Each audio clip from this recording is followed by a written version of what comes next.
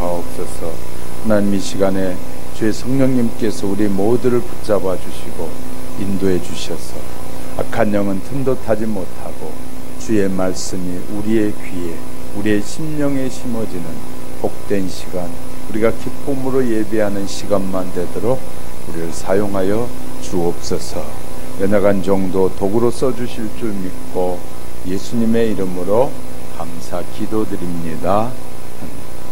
하나님께서 보여주신 사랑을 믿음으로 실천하며 사는 성도 여러분이 되시기를 주님의 이름으로 축복합니다. 사랑의 원자탄이라는 별명을 가진 이 손양원 목사님은 나환자촌에서 그들을 돌보며 목회하던 중에 여수 순천 반란 사건이 일어나서 한 공산당원 청년이 손 목사의 두 아들이었던 동신과 동인군을 총살하게 됩니다. 그 후에 반란이 진압된 후에 그를 체포해서 사형시키려고 할 때 손 목사님이 그를 죽인다고 해서 내 죽은 아들이 살아나겠느냐, 그래서 구명운동을 해서 석방하고 죽은 아들을 대신하여 자신의 양자로 삼게 됐습니다. 원수를 사랑하고 용서한 그 사랑 때문에 사랑의 원자탄이다라는 별명을 붙이게 됐습니다. 과연 예수님의 말씀대로 산 목사님이 아닌가 싶습니다. 오늘 본문은 예수님께서 십자가에 달리셨을 때 7마디의 말씀을 하셨는데 그 중에서 첫 번째 말씀을 하신 말씀이 34절에서 아버지, 저들을 사하여 주옵소서. 자기들이 하는 것을 알지 못합니다. 다시 말하면 죄 없는 자신을 핍박하고 조롱하고 십자가에 못 박은 원수들의 죄를 용서해 달라는 기도인 것입니다. 못 박은 무리를 저주하는 기도가 아니라 자신을 고통을 주는 적들에게 이 고통을 적게 해달라고 하는 기도도 아니라 못 박는 무리를 저주하는 것이 아니라 그들의 죄를 용서해 달라는 그런 기도였습니다. 어느 사본에는 보니까 헬라어 이 원어에서는 아버지여 저들을 용서해 주옵소서라고 기도를 했는데 한 번 한 것이 여러 번 했다라고 사본에는 쓰여져 있기도 합니다. 이처럼요, 갈보리 산에 도착하셨을 때 또 예수님은 아버지여 저들을 용서해 주옵소서 하셨고, 못 박기 위해서 십자가에 눕힐 때에도 아버지여 저들을 용서해 주옵소서, 굵은 못이 살에 박혀서 뚫혀 들어갈 때도 아버지 저들의 죄를 용서해 주옵소서, 십자가 틀에 박히셔서 이렇게 찢어지는 고통을 받으시면서도 저들의 죄를 용서해 주옵소서. 무리가 예수님을 조롱하는 모습을 내려다보시면서 아버지여 저들의 죄를 용서해 주옵소서. 그의 옷을 놓고 제비를 뽑고 있을 때도 아버지여 저들의 죄를 용서해 주옵소서. 여러 번 되풀이해서 기도하셨다는 것입니다. 얼마나 놀라운 일인지 모릅니다. 사실 예수님이 세상에 오신 목적도 십자가에서 피 흘리는 대속의 죽음을 실천하기 위한 목적이지만 모두가 죄로 말미암아 저주를 받고 영원한 지옥불의 형벌을 받아야 할 그 인간의 죄를 용서해 주시고 구원해 주시기 위해서 오신 것이거든요.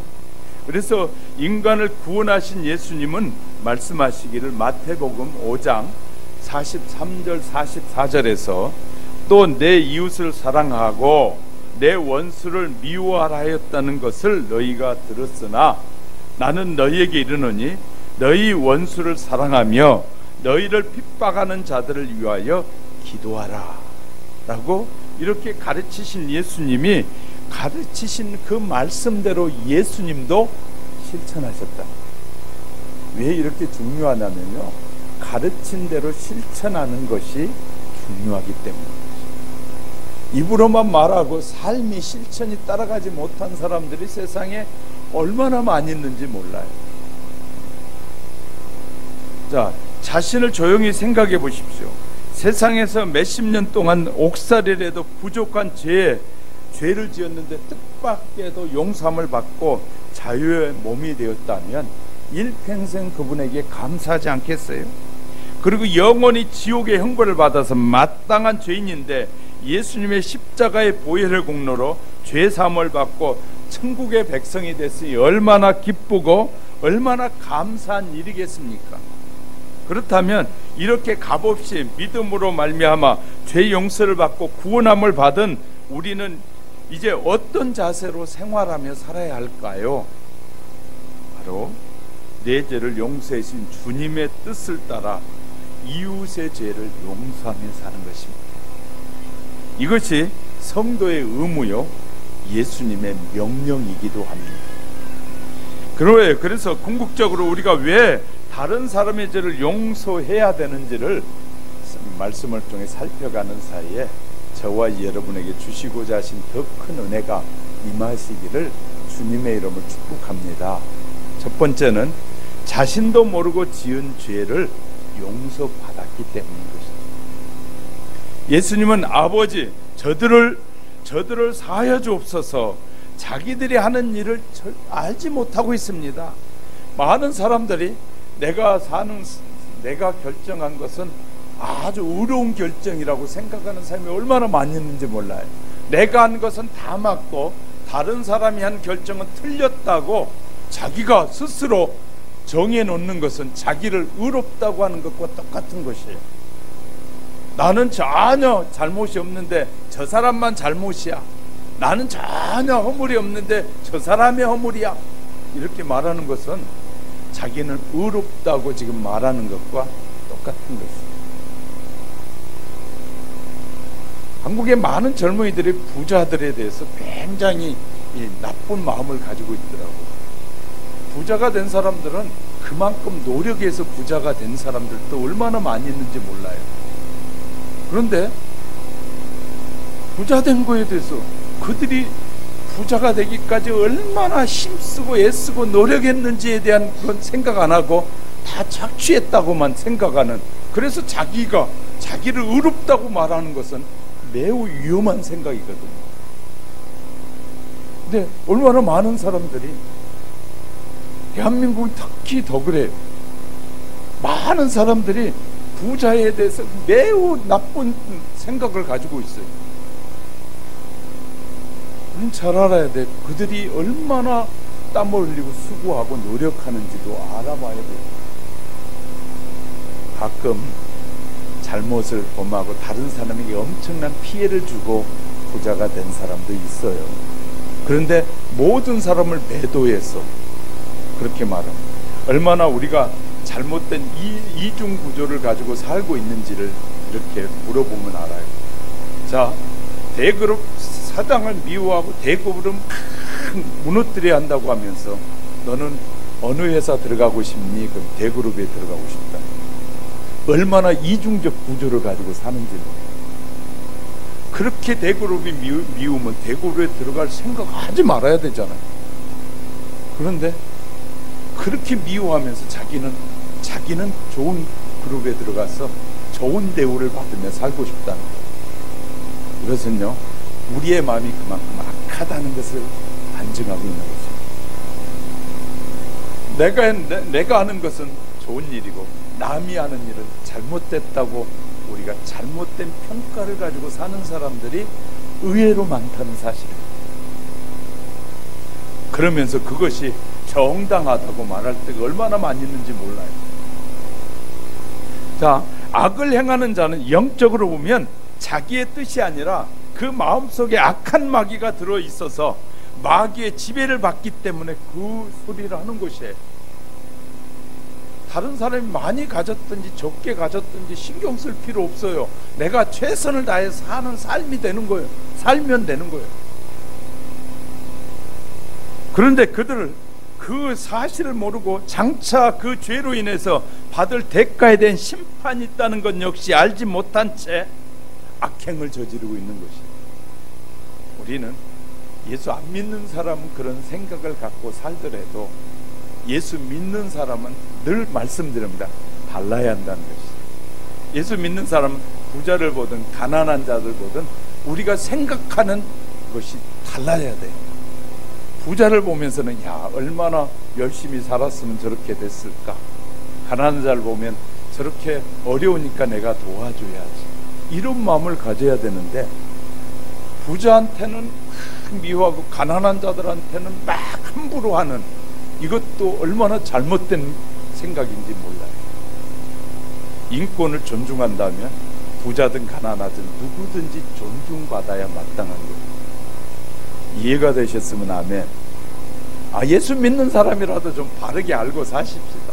세상에 안 믿는 사람은 뭐 그렇게 하더라도 어쩔 수 없지만, 우리가 예수님을 나의 구주로 고백한 믿음의 사람이라면 우리는 생각하는 것과 말하는 것과 삶이 달라야 된다는 것이에요. 달라야 된다. 그래서 우리는 오직 주님만을 바라보고 나가는 사람이잖아요. 우리가 주님만을 따라가는 삶이잖아요. 이것이 믿는 자의 올바른 삶의 길이라는 거예요. 우리는요, 세상 사람과 달라야 돼요. 안 믿는 사람과는 반드시 달라져야 돼요. 이것이 우리가 새로운 생명, 삶을 사는 길이에요. 자, 예수님과 함께 십자가에 못 박힌 두 강도 중에 하나가 회개하면서 구원을 요청합니다. 예수님 그 강도의 죄를 용서해 주시면서 내가 오늘 나와 함께 낙원에 있으리라 라고 말씀해 주셨어요. 복음이란 이처럼 한마디로 설명하면 죄를 용서해 주신다는 기쁜 소식이 복음이에요. 그러면 예수님이 십자가에 달리셔서 고통이 극심한 가운데 제일 첫 번째로 하신 말씀이 핍박하는 무리를 위해서 용서해 달라고 기도하시는 거예요. 하루는 베드로가 예수님께 죄 용서에 대해서 질문하셨어요. 마태복음 18장 21절에 내게 죄를 범하는 자를 몇 번까지 용서해 줄까요? 7번까지 하면 될까요? 7번이라는 굉장히 많은 숫자라고 생각한 거예요.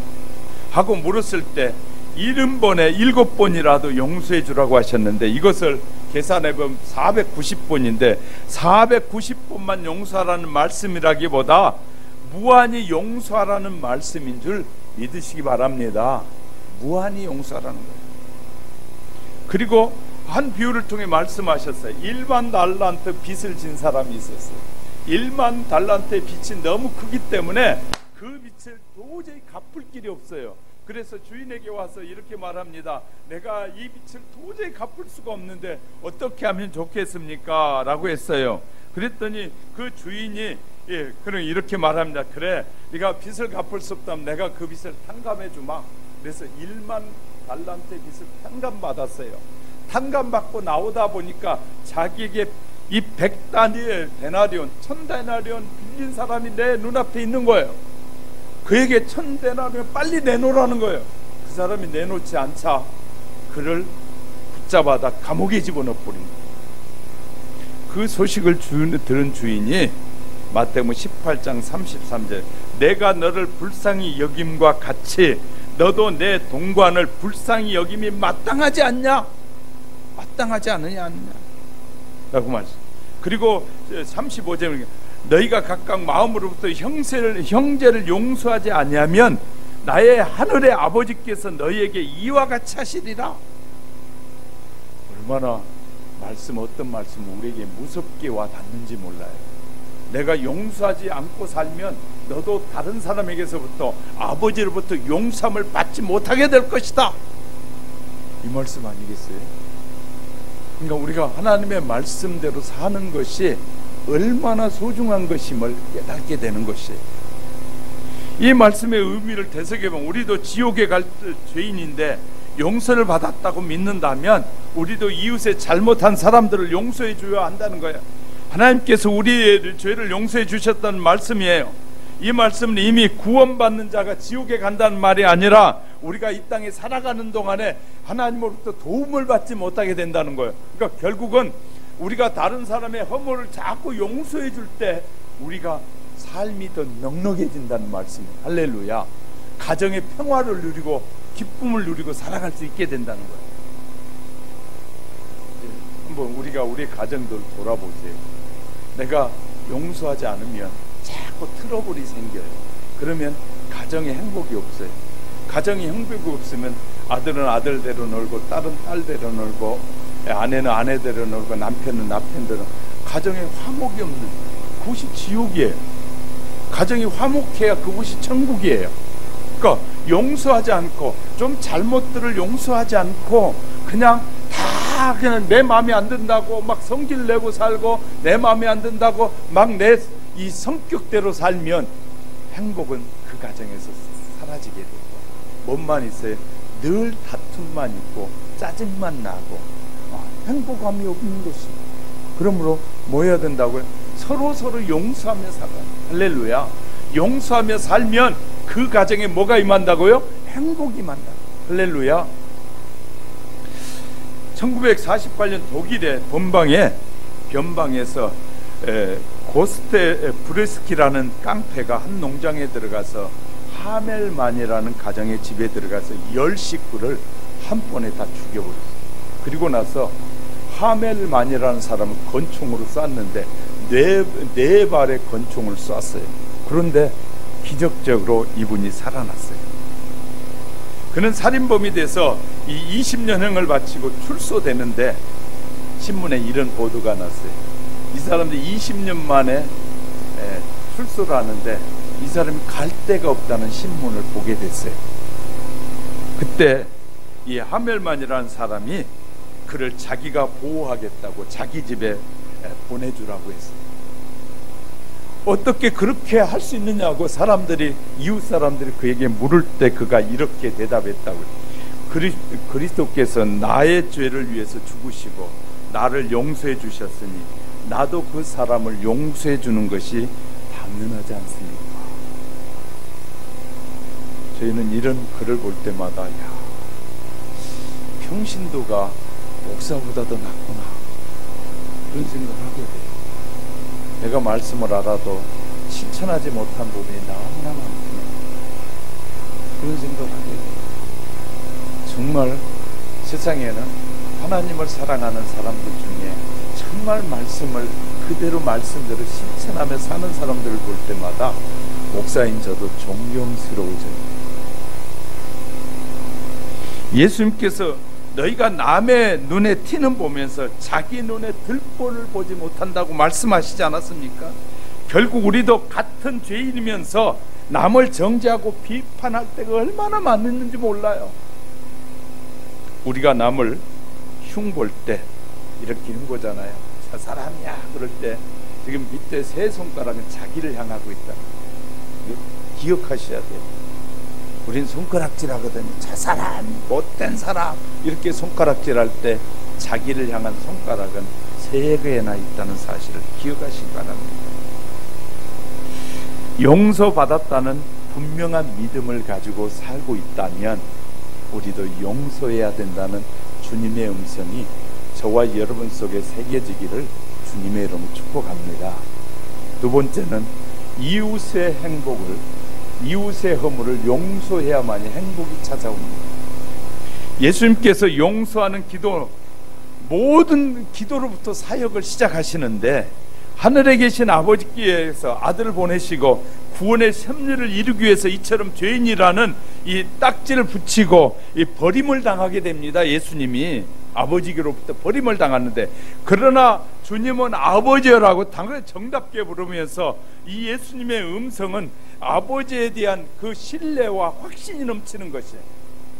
예수님은 당신을 이 땅에 보내서 사람들로부터 멸시와 천대를 받음에도 불구하고 아버지를 향한 신뢰감은 예수님은 변함이 없으시다는 사실을 아버지여 하고 부르는 데서 찾을 수 있다는 것입니다.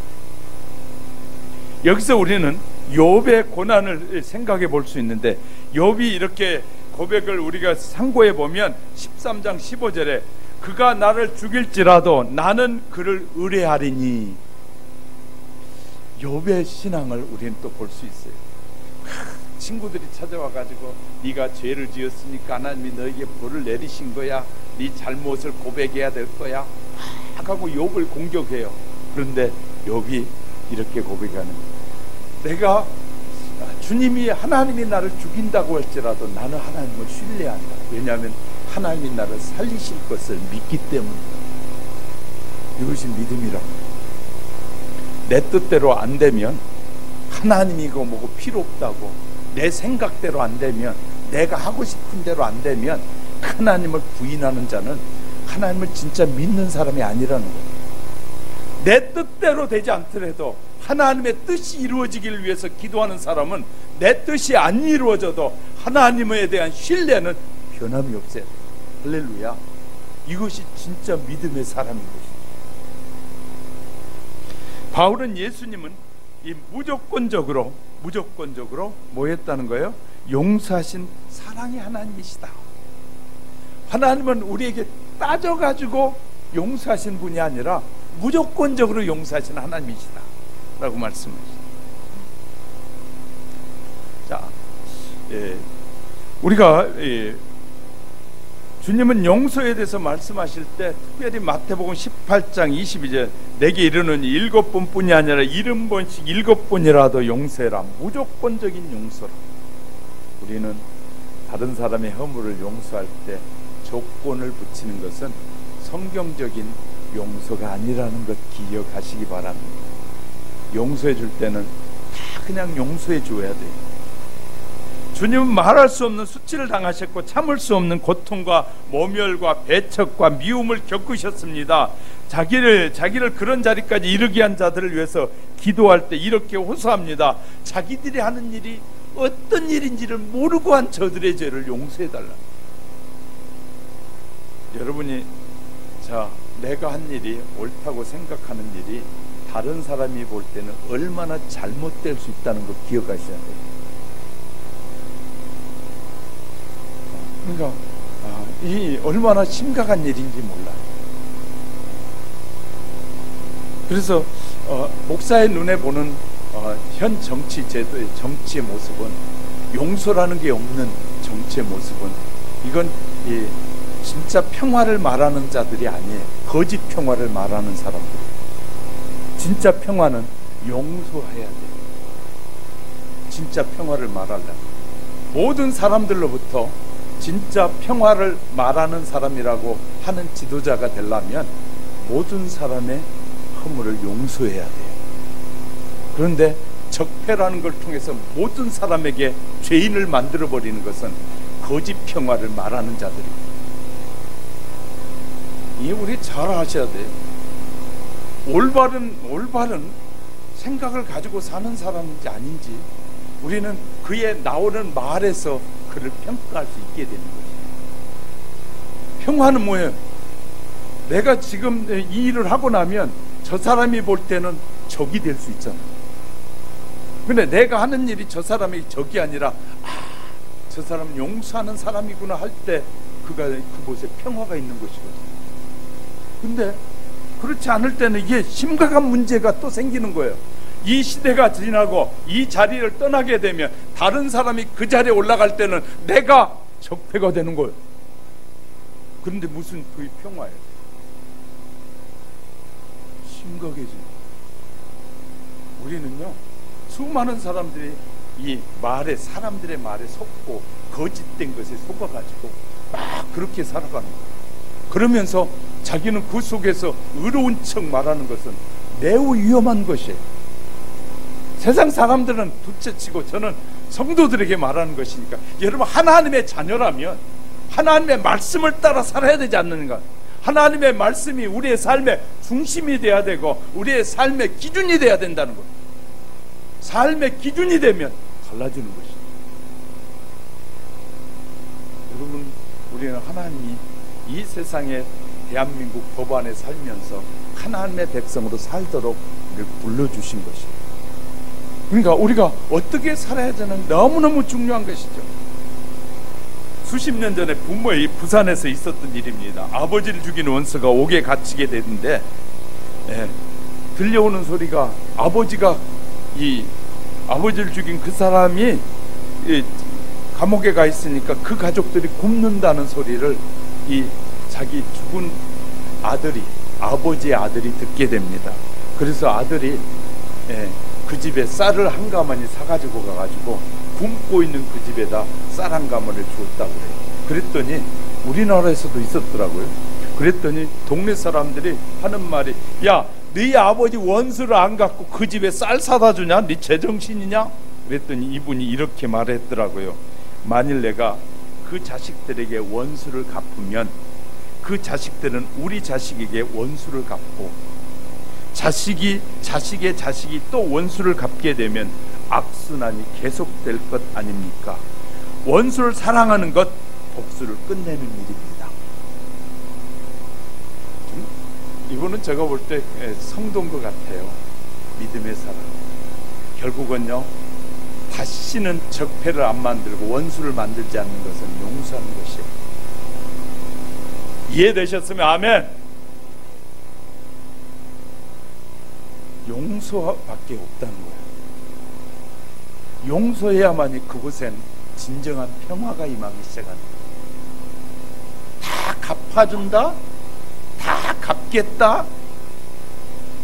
이것은요, 우리가 하나님의 말씀을 잘못 알고 있는 사람들이 삶인 것을 기억하시기 바랍니다. 이왕 우리가 하나님의 자니까 하나님의 자녀답게 살자고요.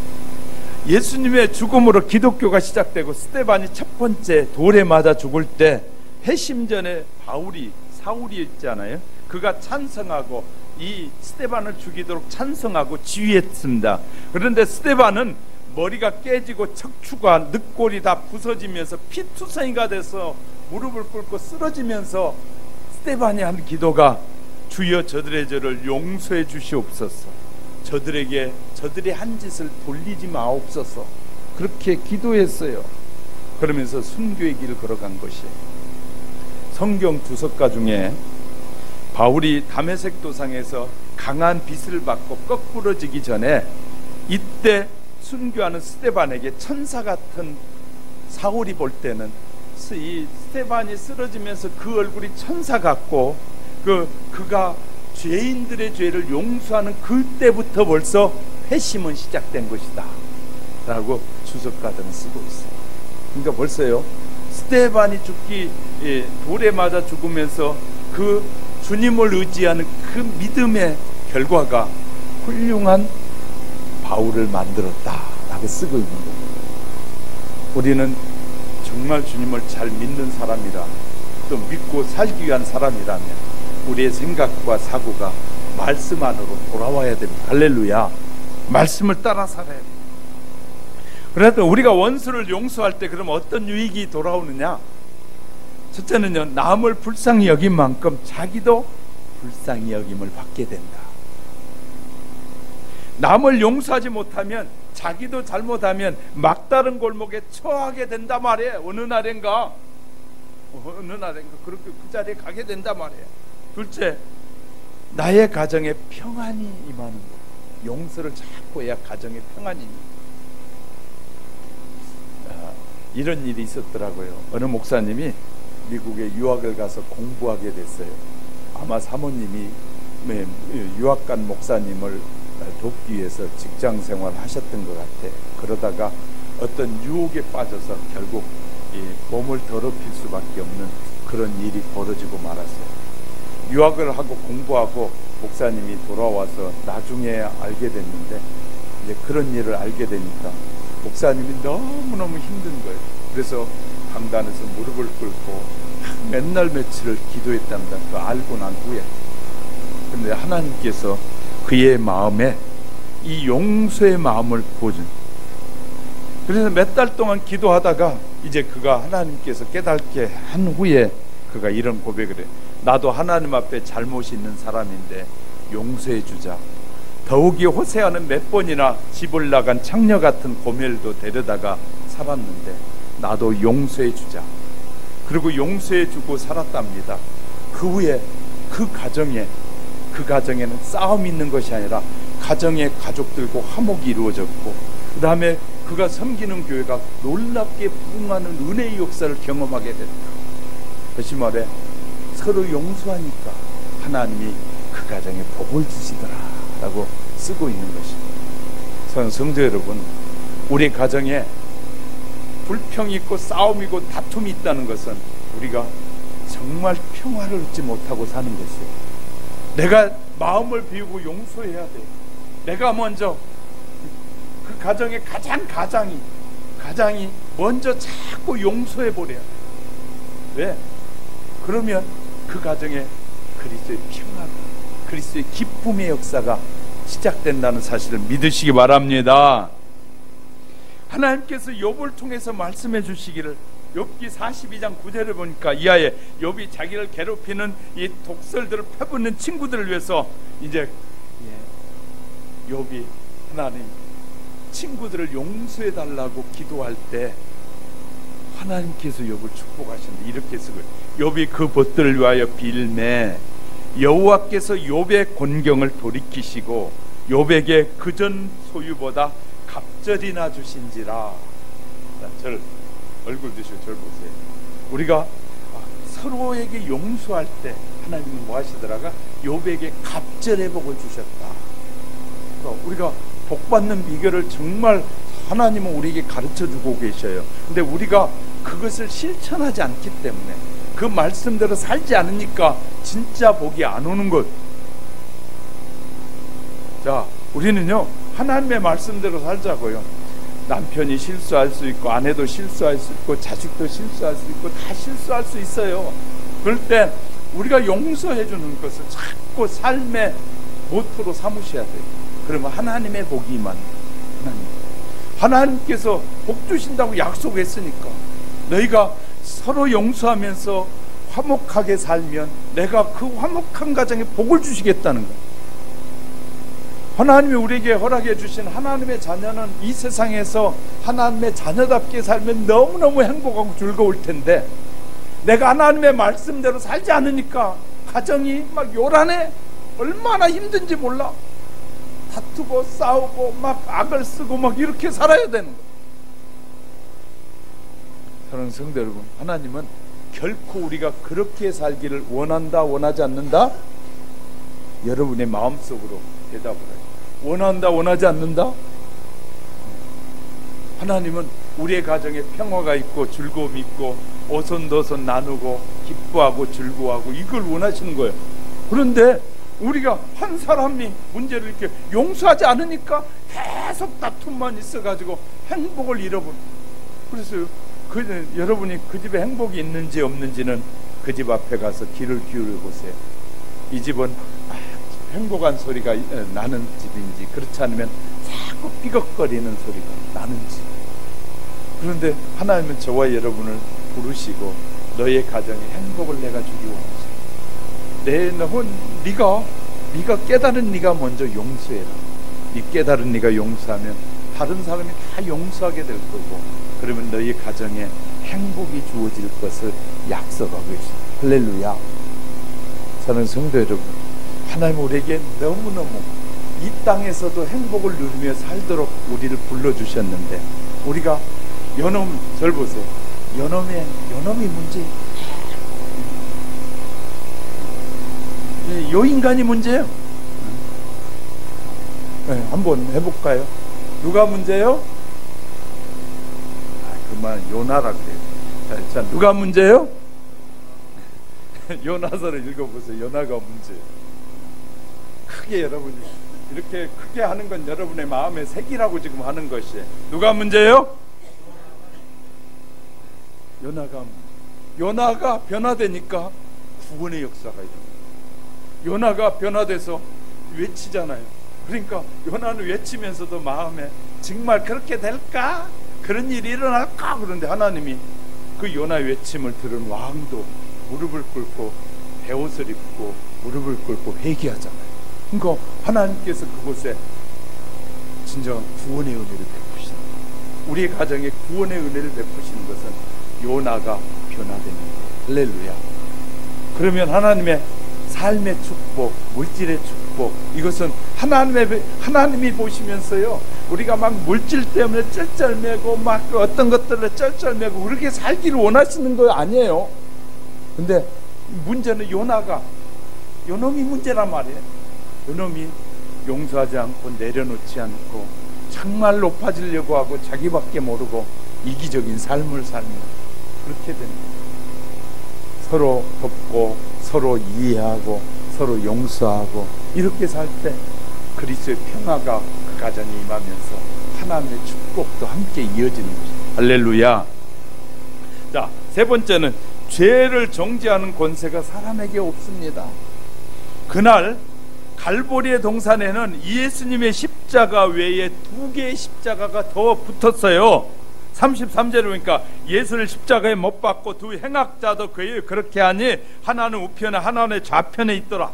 예수님은 범죄자가 죽어도 마땅한 행악자와 함께 십자가에 매달려 사형 집행을 당하고 있는 것이에요. 인류를 위해서 사랑을 베풀고 구원을 베풀어 선포해 주신 주님께서 사악한 강도들과 취급되어져서 현장에 서 있다고 말이에요. 죄 없으신 분이 사형의 대우를 받는다고 히브리서 4장 15절에 말하고 있어요.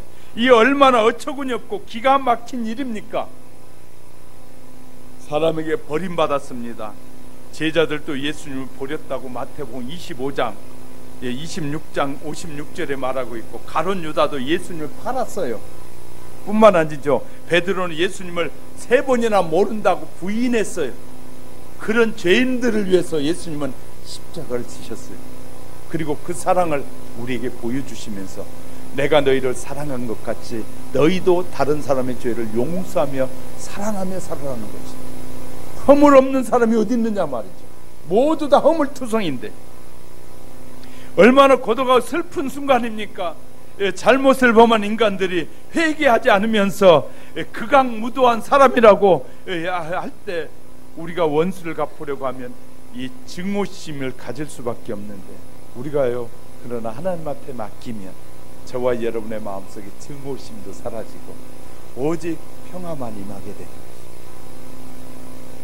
하나님께서 바울을 통해서 로마 교회 성도들에게 권면하기를 12장 17절을 아무에게도 악으로 악을 갚지 말고 모든 사람 앞에서 선한 일을 도모하라. 절대 악은 악으로 갚지 말라는 것이, 용서하라는 것이. 우리의 마음속에 다른 사람을 용서하기 싫은 마음이 있다면 여러분 하나님의 말씀을 여러분의 가슴에 두고 있는 것이 아닙니다. 잘 아셔야 돼요. 하나님의 말씀이 저 안에 들어오면 다 용서되어져요.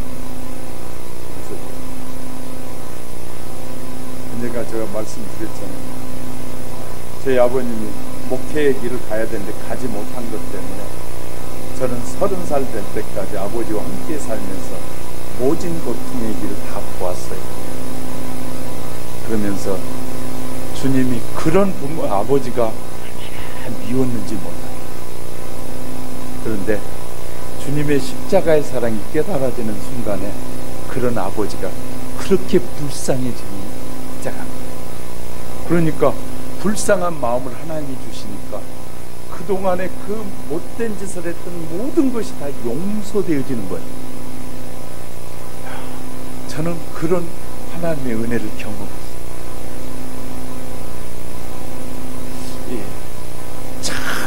정말 성장 과정에서요, 이 마귀에게 사로잡히니까 자식이고 아내고 안 보이는 거예요. 술에 끌려다니니까 술에 취하면 자식이고 아내고 뭐 가족도 필요 없고 오직 자기밖에 모르는 그런 사람으로 바뀌더라고요. 그런데 하나님의 십자가의 은혜가 임하니까 그런 사람도 변화되고요, 그런 미워하는 마음도 하나님이 바꿔주시더라고요. 저는 성도 여러분, 저는요 그런 특별한 하나님의 또 은혜도 많이 경험했어요. 그래서 이제 미워하는 사람이 없어졌어요. 다 용서할 수밖에 없더라고요. 왜? 하나님의 말씀이 깨달아지니까, 하나님의 말씀을 깨닫고 알아가기 시작하니까 다 용서가, 나도 허물투성인 사람이구나를 발견하게 되니까, 그래, 아내든 자식이든 이웃이든 우리에게 못된 짓을 한 사람일지라도 우리는 가장 가까운 사람에게서 가장 큰 분노를 느끼거든요. 가장 믿었던 사람들이 이 사람이 바뀌고 가장 믿었던 사람한테 상처를 받으면 그 상처가 가장 오래 남거든요.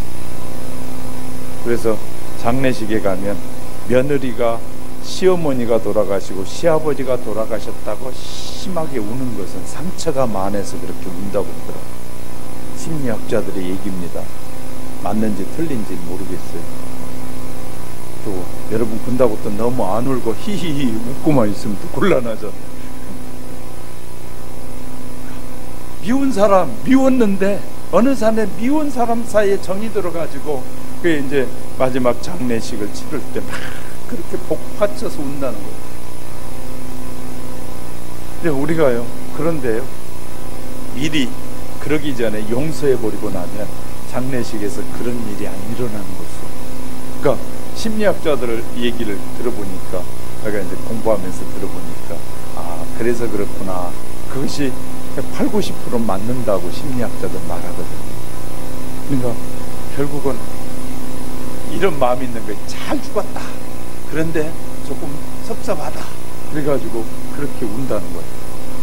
그러니까 우리는요, 그렇지 않으려면 뭐 해야 되냐면요, 정말 우리가 용서를 잘하는 사람이 돼야 돼요. 어떤 소녀가 이 어머니에게 용서가 무엇입니까? 라고 물었어요. 그랬더니 그의 어머니가 이렇게 알려줬다고 하더라고요.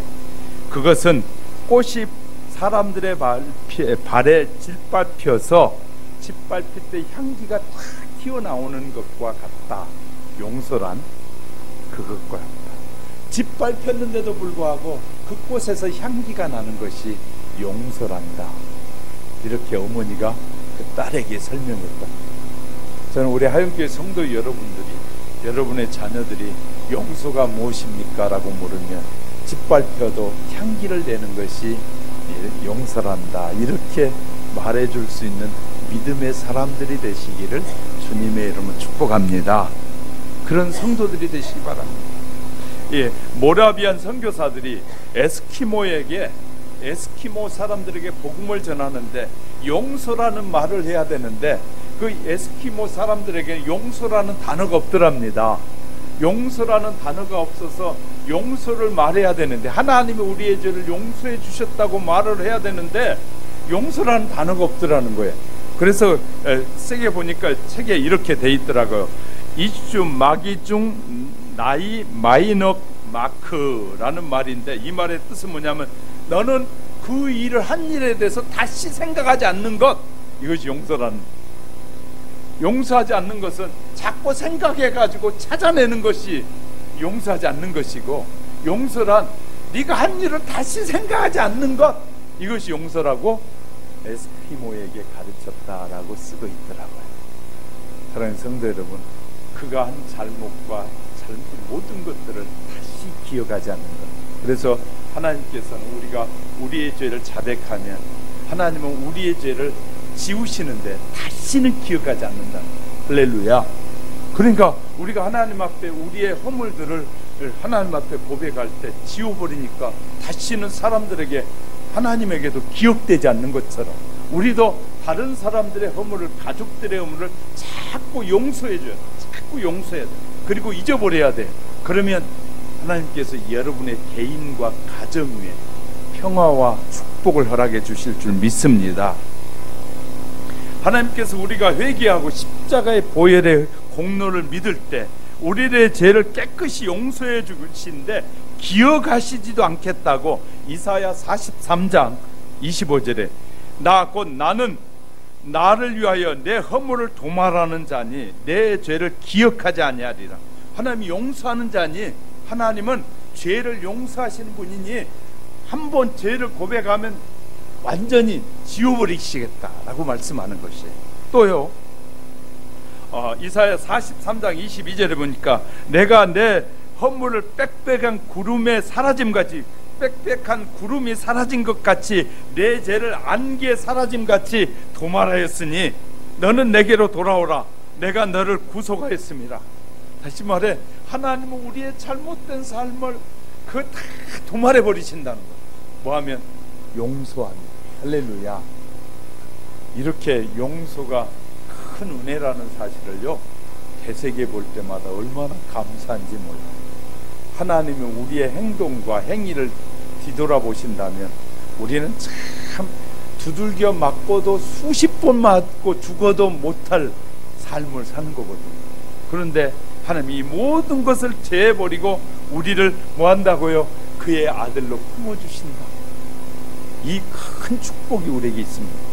또요, 우리에게 이 사도 요한은 요한일서 1장 7절, 저가 빛 가운데 계신 것 같이 우리도 빛 가운데 행하면 우리가 서로 사귐이 있고 그 아들 예수의 피가 우리를 모든 죄에서 깨끗하게 하실 것이다.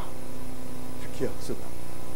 저와 여러분이 예수님을 믿음으로 말미암아 이런 엄청난 큰 축복이 주어지게 됨을 말씀하고, 우리도 남의 허물을 들추어내기보다는 용서하고 생각과 마음속에서 기억지도 말아야 되는, 잊어버리는 용서를 하는 저와 여러분이 될 수 있기를 주님의 이름으로 축복합니다. 이제 말씀을 정리합니다. 우리도 수많은 죄와 허물, 예수 그리스도의 십자가를 믿을 때 용서함을 받았습니다. 이제 우리는 이웃을 판단하기보다는 이해하려고 해야 되고, 그렇게 이해하려고 노력하고 용서하려고 노력하고 섬기려고 노력하는 저와 여러분이 될 수 있기를 주님의 이름으로 축복합니다. 기도하겠습니다. 하나님 아버지, 오늘